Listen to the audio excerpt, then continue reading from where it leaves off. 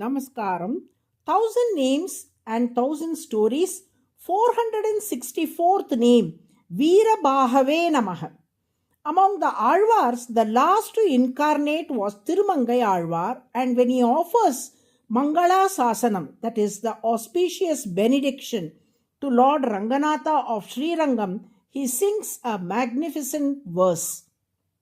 The meaning of the verse is Thirumangai Alvar vividly describes the Lord Ranganatha as the one who churned the milky ocean with majestic grandeur.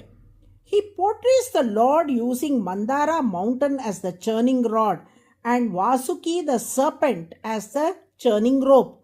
The churning was so intense and mighty that it caused the entire universe to tremble, roaring like a thunderous cry of an enraged elephant. The waves of the ocean rose with such force that they seemed to touch the heavens, and the sound of the churning reverberated across the skies.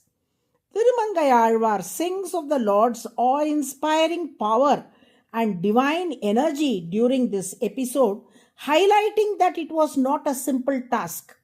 With his 1,000 arms, the Lord churned the ocean, stirring it in such a way that even the Devas, sages, the sun, the moon, and all celestial beings stood in stunned amazement at the spectacle. You may wonder, was it not the Devas and Asuras who churned the ocean of milk? Why then does Alvar sing that it was Lord Vishnu who churned it? Indeed, the Devas and Asuras were the ones who initially undertook the churning. However, due to sage Durvasa's curse, the Devas had lost all their strength and could not continue. Similarly, the Asuras, poisoned by the fumes of the serpent Vasuki, also lost their strength and were unable to proceed. Seeing this, Lord Vishnu resolved, I must now churn it myself. According to the Srimad Bhagavata Purana, he appeared in one form among the Devas and in another form among the Asuras, so that the churning could proceed. This same Lord who had already taken the Kurma Avatara, the tortoise form, to support Mount Mandara on his back, now assumed dual roles among the gods and demons and personally took up the task. When Lord Vishnu himself began to churn the ocean with his own hands, a tremendous sound arose. This resounding roar is beautifully described by Nammalvar in his Thiruvaimozhi. In this verse, Nammalvar describes three powerful sounds arising simultaneously. The rivers flowing into the ocean crashing against Mount Mandara. The sound due to friction arising out of Vasuki's serpent getting rubbed by Mandara mountain during churning. The roaring whirlpools as the ocean waters were violently churned.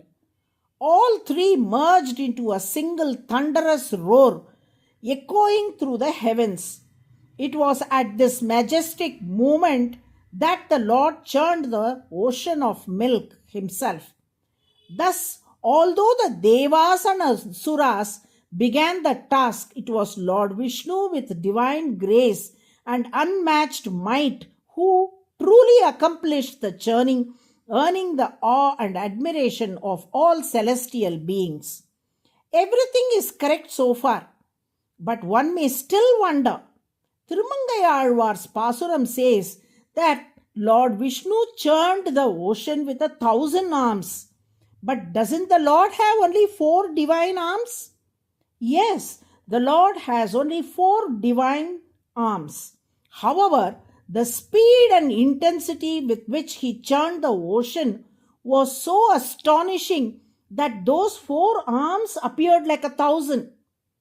It is similar to how in our homes an electric fan may have only 3 or 4 blades, but when it spins rapidly, it appears as though it has many more. In the same way, the divine swiftness and power of Lord's churning made his 4 arms seem like 1,000, and that is what Thirumangai Alvar poetically expresses in the verse. Bahu means shoulder or arm. Therefore, VEERABHAHAVE refers to the one with powerful and mighty shoulders. Lord Vishnu is called VEERABHAHAVE, the 464th name in the Vishnu Sahasranamam, because he churned the Milky Ocean with immense strength and thunderous force using his strong divine arms. Devotees who daily chant the name VEERABHAHAVE NAMAH with devotion invoke the grace of the Lord to bless them with strength, courage, and vitality in their lives. Narayana, Narayana.